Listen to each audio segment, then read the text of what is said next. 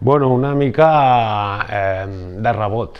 De fet, va sorgir en una reunió de veïns, de la comunitat de veïns, de l'escala de l'edifici on fem la proposta, i és perquè a l'edifici, que és un edifici protegit perquè era una escola, tenia un màstil que es va quedar oblidat a una reforma que van fer als anys 70. I llavors, a l'última reunió de veïns, un veí va dir que s'havia de treure perquè era perillós. I era un màstil que ningú l'havia vist perquè com no duia bandera era com invisible.